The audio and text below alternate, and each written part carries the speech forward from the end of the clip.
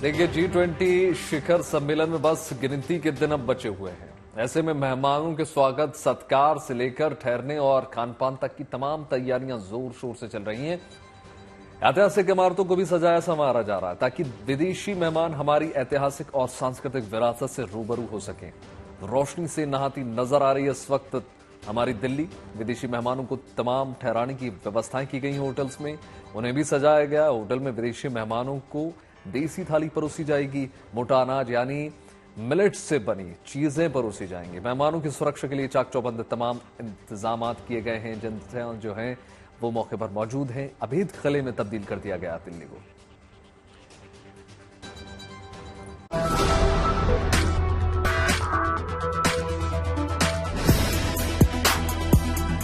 G20 मेहमानों के स्वागत के लिए दिल्ली संवर रही है। साफ सफाई से लेकर साज सज्जा तक सबका खास ख्याल रखा जा रहा है।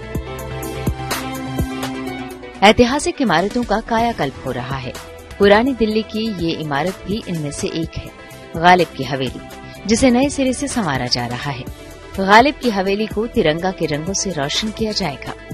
देश की राजधानी दिल्ली G20 शिखर सम्मेलन के लिए अब पूरी तरह से तैयार है। दिल्ली को खूबसूरत बनाने का काम जारी है। इसे दुल्हन की तरह सजाया और संवारा जा रहा है। इस बीच पुरानी दिल्ली का भी खास महत्व है और इस वक्त हम आ पहुंचे हैं गालिब की हवेली में। गालिब की हवेली की महत्वता को देखते हुए इसे भी सजाया और संवारा जा रहा है। खास बात यह है कि इसमें तिरंगे की रोशनी जगमग करेगी, यानी यहाँ पर फ्लेक्सेस बदले जाएंगे। साथ ही दीवारों पर तिरंगे की रोशनी पड़ेगी कि अगर विदेशी मेहमान यहाँ घूमने आते हैं तो वो गालिब की हवेली के रंगों के साथ तिरंगे के जो रंग है उसको भी देख सके। G20 शिखर सम्मेलन के लिए भारत मंडपम भी सज चुका है। हर तरफ रंग बिरंगी रोशनी है। 28 फुट ऊंची और 19 टन वजनी दुनिया की सबसे बड़ी नटराज की मूर्ति को भारत मंडपम में कन्वेंशन हॉल के मुख्य द्वार पर लगाया जाना है। ये काम भी तेजी से चल रहा है। वहीं मेहमानों के लिए भारत मंडपम में कल्चरल कॉरिडोर भी बनाया गया है, जिसमें G20 देशों के अलावा दूसरे कई देशों की कलाकृतियों को रखा गया है। कभी कभी ऐसा होता है कि प्रॉब्लम ऑफ प्लेंटी भी होती है और भारत के साथ problem of plenty cultural aspects में बहुत ज्यादा है, क्योंकि इतने हजारों साल की जो हमारी सांस्कृतिक सभ्यता रही और सांस्कृतिक उत्सव इस देश ने मनाया हर मुश्किल के बावजूद, और किस प्रकार से अपनी संस्कृति को जीवित रखा, उसको कुछ घंटे कुछ दिनों में संजो पाना बहुत कठिन है। सरकार की कोशिशों के अलावा आम लोग भी विदेशी मेहमानों का स्वागत दिल खोलकर करना चाहते हैं। दिल्ली के सरोजनी नगर मार्केट के दुकानदार चाहते हैं कि उनकी ओर से मेहमानों के लिए खास तैयारी हो। वो उनका फूल मालाओं से स्वागत करना चाहते हैं, बाजार को सजाना चाहते हैं, खरीदारी पर उन्हें डिस्काउंट में सामान बेचना चाहते हैं ताकि विदेशी मेहमान यहाँ से अच्छी यादें लेकर जाएं। 8, 9, 10 सितंबर को जो है G20 के समिट के टाइम खुली रहेगी, एक बड़ी बात है हम लोगों के लिए। उसके साथ साथ हम ये भी गर्व महसूस कर रहे हैं कि अगर हमारी मार्केट में जो विदेशी डेलीगेट्स आए और आएंगे वो उनका हम वेलकम करें बहुत अच्छी तरीके से। वो जो आपने बोला अतिथि देवो भव, उसको पूरा निभाएंगे।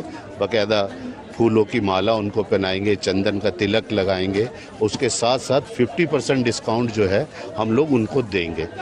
ये इसलिए भी हम कर रहे हैं कि दिल्ली दिल वालों की है, एक मैसेज अच्छा लेके जाएं।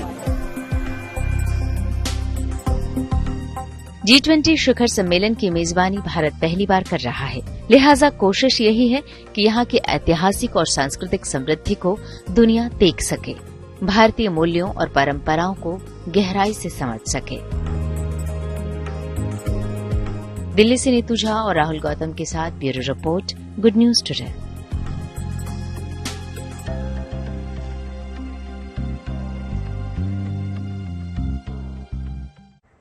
बाजार और दुकान सज गए हैं, सुरक्षा चाक चौबंद कर दी गई है। मेहमान नवाजी के लिए तमाम होटल्स ने भी अपनी पूरी तैयारियां कर ली हैं। राष्ट्राध्यक्षों के लिए बुक्ड होटल्स में अगवानी से लेकर खान पान का खास इंतजाम किया गया है।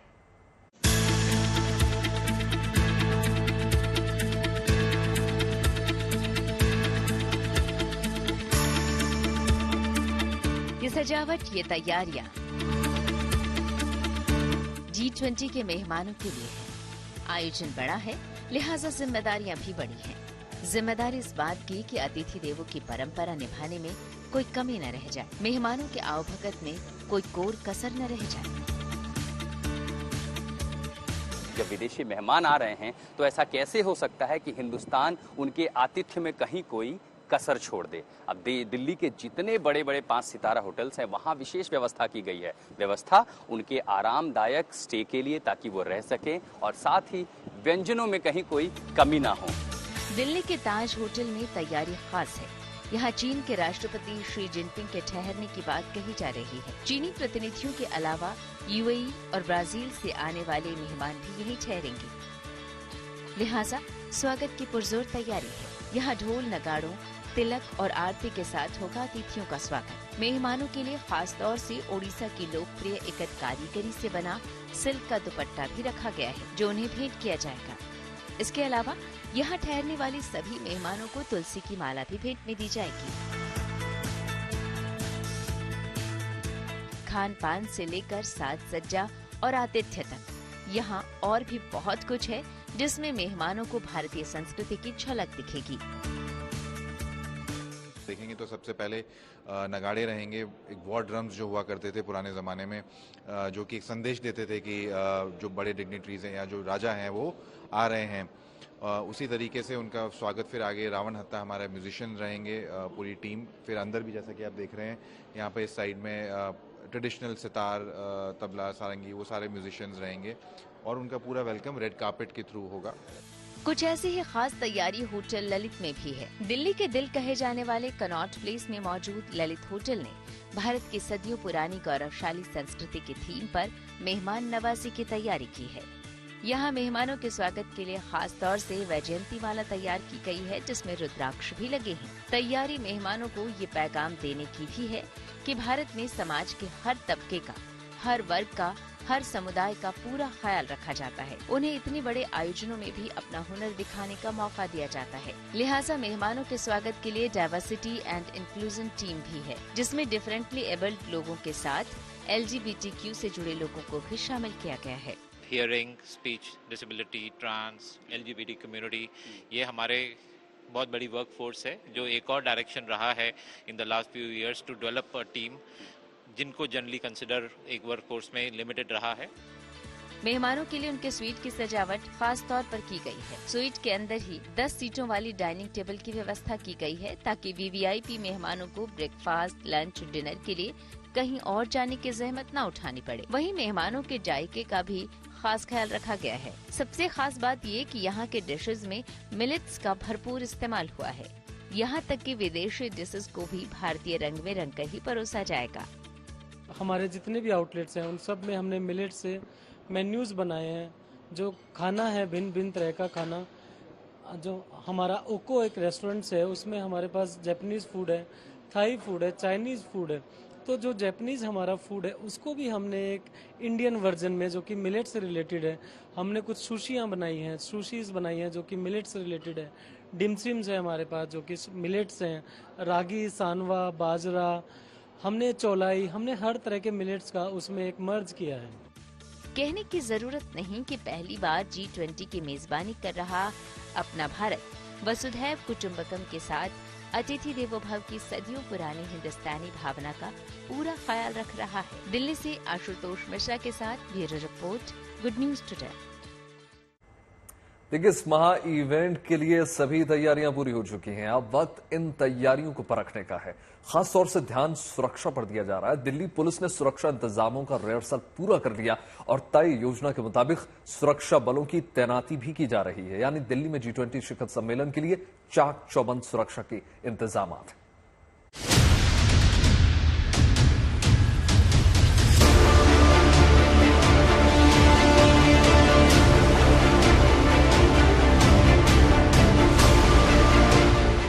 G20 शिखर सम्मेलन के लिए दिल्ली तैयार है।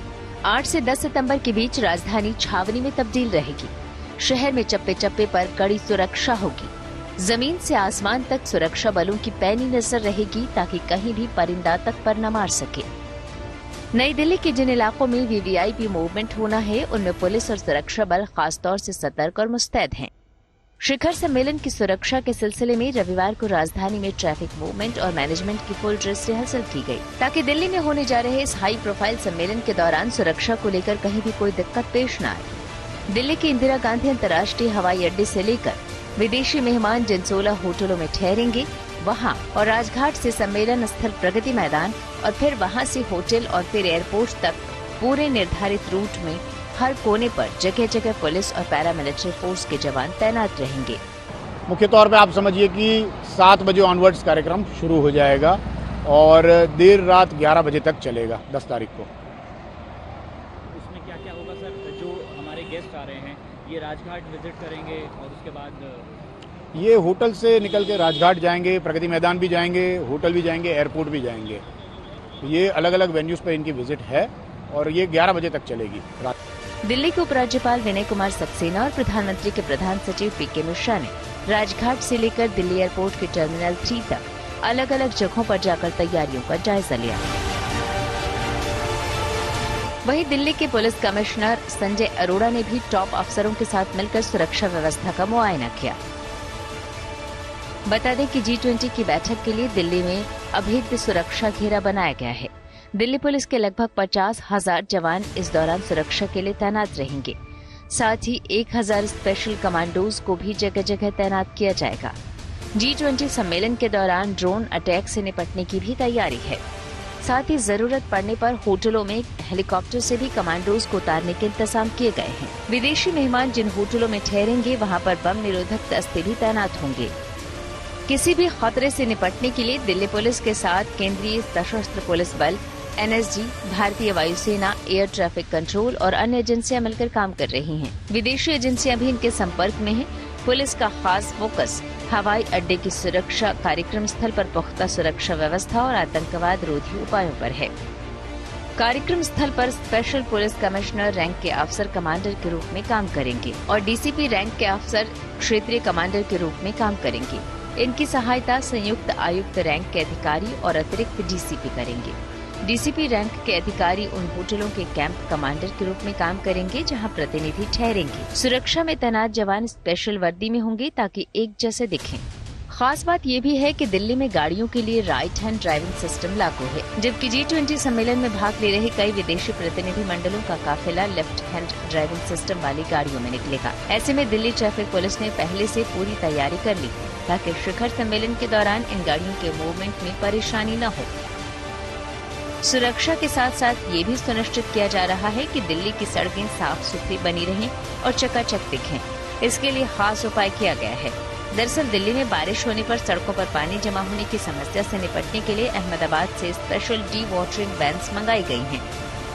पानी बरसाती पानी भर जाता है, वहाँ सोसाइटियों में कोई भर जाता है, उसको निकालने का काम करते हैं।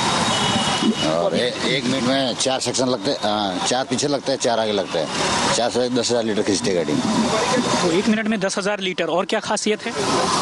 और तो भाई यही खासियत है।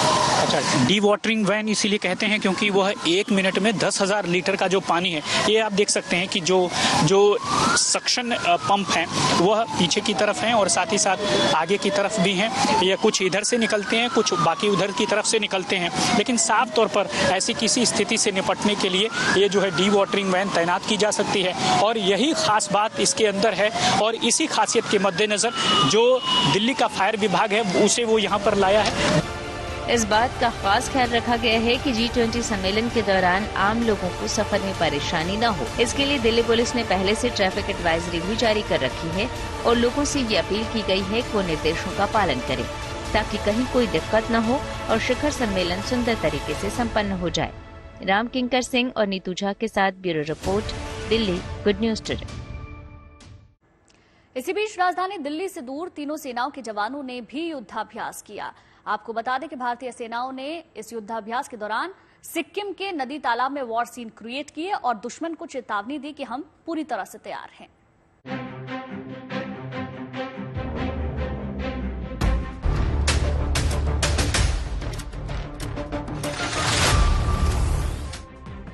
ये चीन को टेंशन देने की तैयारी है।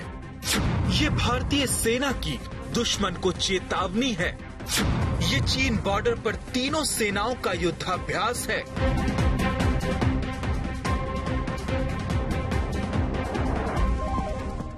भारतीय वायुसेना ने थल सेना और नौसेना के साथ चीन बॉर्डर से लगे सिक्किम के हाई एल्टीट्यूड एरिया में हेलोकास्टिंग और डाइविंग एक्सरसाइज की।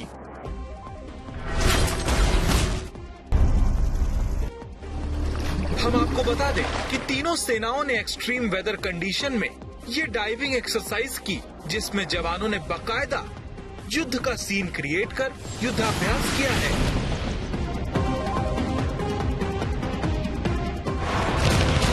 इस एक्सरसाइज का फुटेज भारतीय सेना ने सोशल मीडिया पर शेयर किया है। इस अभ्यास में गोताखोर जवानों ने अपने वाटरप्रूफ हथियारों के साथ रेस्क्यू और सर्च ऑपरेशन चलाया। साथ ही मैरीटाइम इक्विपमेंट भी पानी में फेंके, जिनके सहारे जवानों ने नदी भी पार की।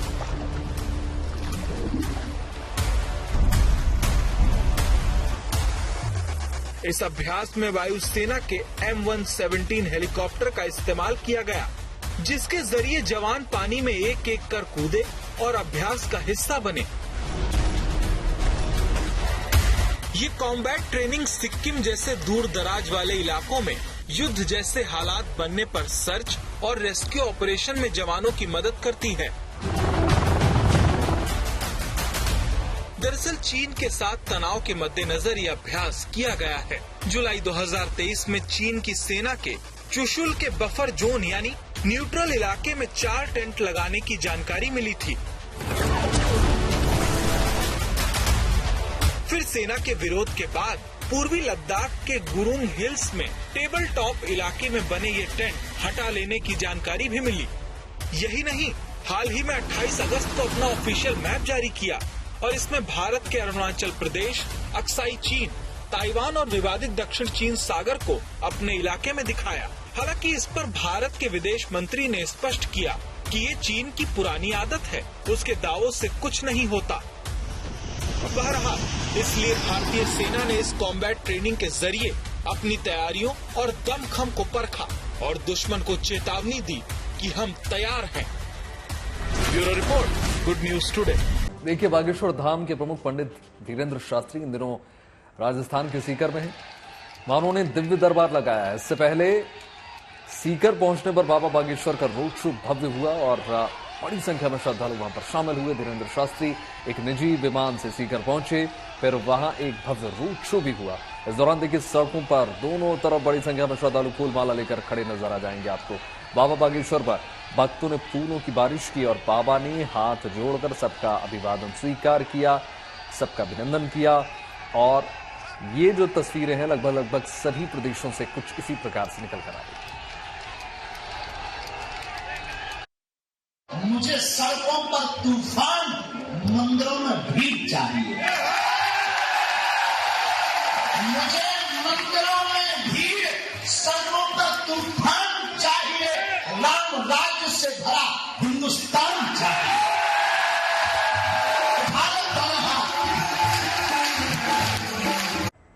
चलिए अब आपको लंदन की जन्माष्टमी दिखाते हैं। लंदन में लोग कान्हा की भक्ति में सराबोर नजर आए। लंदन के साउथ हॉल इलाके में जन्माष्टमी का शानदार नजारा देखने को मिला। वहां लोग श्री कृष्ण जन्मोत्सव धूमधाम से मनाते नजर आए।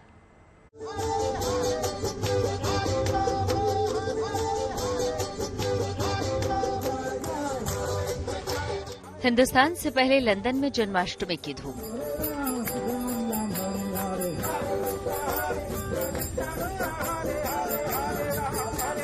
गाजे बाजे के साथ निकली भव्य शोभा यात्रा।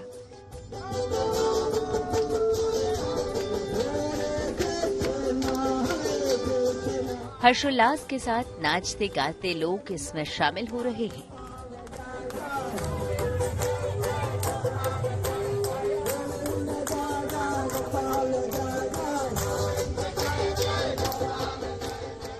ये तस्वीरें लंदन के साउथ हॉल इलाके की हैं, जिसे मिनी इंडिया कहा जाता है। विशाल रथों पर निकली देवी देवताओं की दिव्य झांकियां यहां भारतीय संस्कृति और परंपरा की अनूठी छटा पेश कर रही हैं। लंदन के इस इलाके में जन्माष्टमी के सिलसिले में 23 वर्षों से शोभा यात्रा निकाली जा रही है।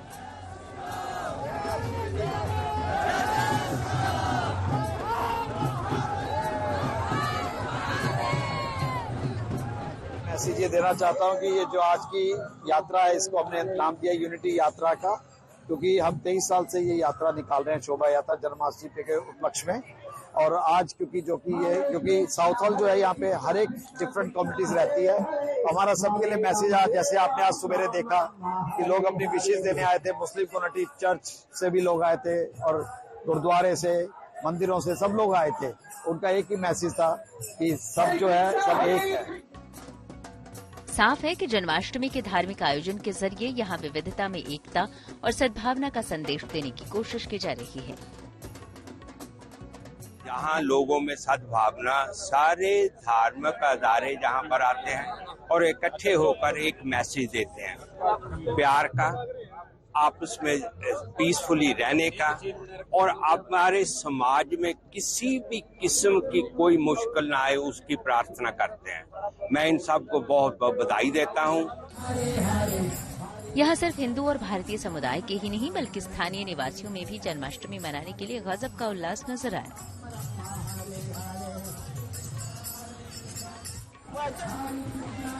लंदन में श्री कृष्ण जन्मोत्सव का शानदार आयोजन हर साल देखने लायक होता है। 7 समंदर पार बसे प्रवासियों के लिए ये अपनी जड़ों की ओर लौटने का मौका है, तो लंदन के लोगों के लिए भारत की आध्यात्मिक और धार्मिक धरोहर से जोड़ने का खास अवसर भी है। लवीना टंडन के साथ bureau report, London, good news today. देखिए, जन्माष्टमी पर सभी जगह बाल गोपाल की मनमोहक पोशाकों से तैयार तमाम तस्वीरें निकल कर आ रही हैं। आप इन 3 तस्वीरों में देख सकते हैं कि कैसे बाल गोपाल के लिए पोशाक बनाई जा रही है। मथुरा में यहाँ की जेल के कैदी बड़े उत्साह और लगन के साथ भगवान के लिए शानदार पोशाकें तैयार कर रहे हैं। वहीं राजस्थान के धौलपुर में राधा कृष्ण की पोशाकें बनाई जा रही हैं, जो बना रहे हैं मुस्लिम भाई।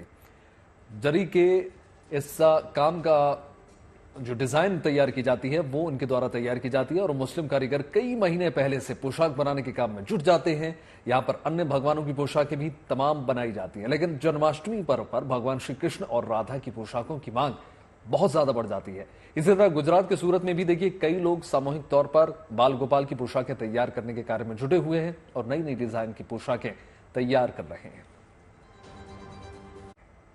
रामलला के नए मंदिर के उद्घाटन से पहले रामनगरी अयोध्या में लोगों को नई सौगात मिलने जा रही है। वाराणसी की तर्ज पर अब अयोध्या में भी क्रूज चलेगा और आने वालों को सरयू में क्रूज पर जल विहार का मौका मिल सकेगा। खबर है कि 3 दिन बाद यानी कि 7 सितंबर को इस क्रूज का शुभारंभ किया जाएगा।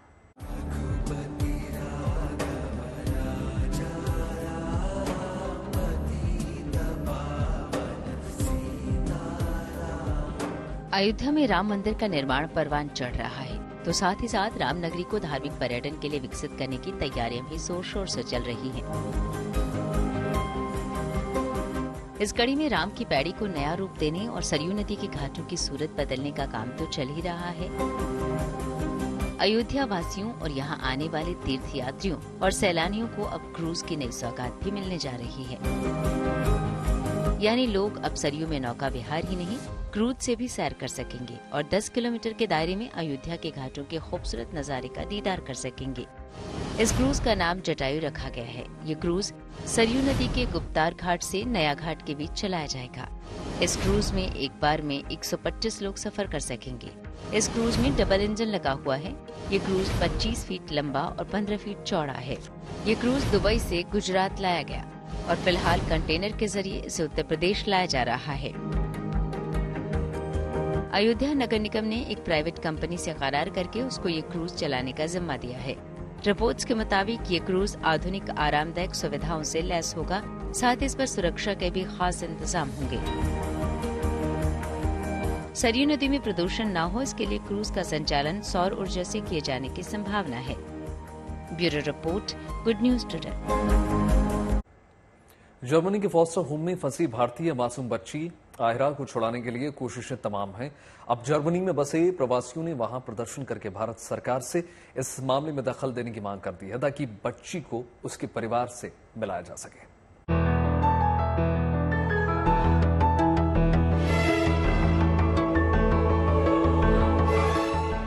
आहिरा को आजाद कराने के लिए अब जर्मनी में एक बार फिर से आवाज उठने लगी है।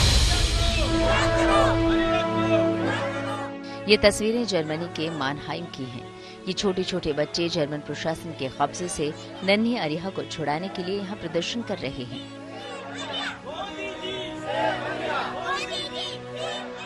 यहाँ रह रहे भारतीय समुदाय के बच्चों और दूसरे लोगों ने एक सुर से भारतीय बच्ची अरिहा को जर्मनी के फॉस्टर होम से निकालकर उसके माता पिता को सौंपने की मांग की है।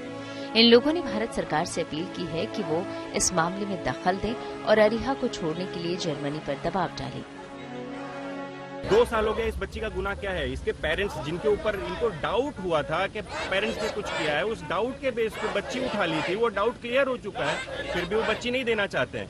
ये इनकी मनमानी है। जब तक इंडियन गवर्नमेंट इसमें इंटरफियर नहीं करेगी, डिप्लोमेसी इसमें नहीं आएगी, बच्चे ये लोग देने वाले नहीं है। पिछले दिनों अरिहा की मां धारा शाह ने दिल्ली में विदेश मंत्रालय के अधिकारियों से मुलाकात करके उसे जर्मन प्रशासन के कब्जे से छुड़ाने के लिए अपील की थी। विदेश मंत्रालय ने भारत में जर्मनी के राजदूत को भी इस सिलसिले में बातचीत के लिए बुलाया था। इसके बाद अरिहा की मां ने 11 अगस्त को दिल्ली में जंतर मंतर पर प्रदर्शन भी किया था, लेकिन कोई नतीजा नहीं निकला। ऐसे में अब जर्मनी में रह रहे भारतीयों ने अरिहा को छुड़ाने के लिए दबाव बनाना शुरू कर दिया है, ताकि बच्ची को अपने देश के सांस्कृतिक माहौल में पलने बढ़ने का मौका मिल सके। 1000 दिन हो चुके हैं। 1000 दिन से अरिहा युंगा नाम की कस्टडी में है। उसको अपने सांस्कृतिक, सामाजिक इस सभी अधिकारों से वंचित रखा जा रहा है। वो कोई भी अपने फेस्टिवल्स को नहीं मना सकती है। 2 साल हो गए उसको, आज पूरे 2 साल। उसने अभी पिछले महीने स्वतंत्रता दिवस, जिसको हम सभी बड़े गर्व से मनाते हैं, वो मिस करा। अभी भाई बहन का जो सबसे पवित्र त्योहार होता है रक्षाबंधन, उसने वो मिस करा। अभी न जाने कितने त्योहार वो मिस कर देगी। जर्मनी में रहने वाले भारतीय इससे पहले भी 2 बार प्रदर्शन करके अरिहा को फॉस्टर होम से आजाद कराने की मांग कर चुके हैं। इनकी चिंता ये है कि अगर समय रहते इस मामले में दखल नहीं दिया गया तो दूसरे प्रवासियों को भी जर्मनी के सख्त नियम कायदों का खामियाजा भुगतना पड़ेगा।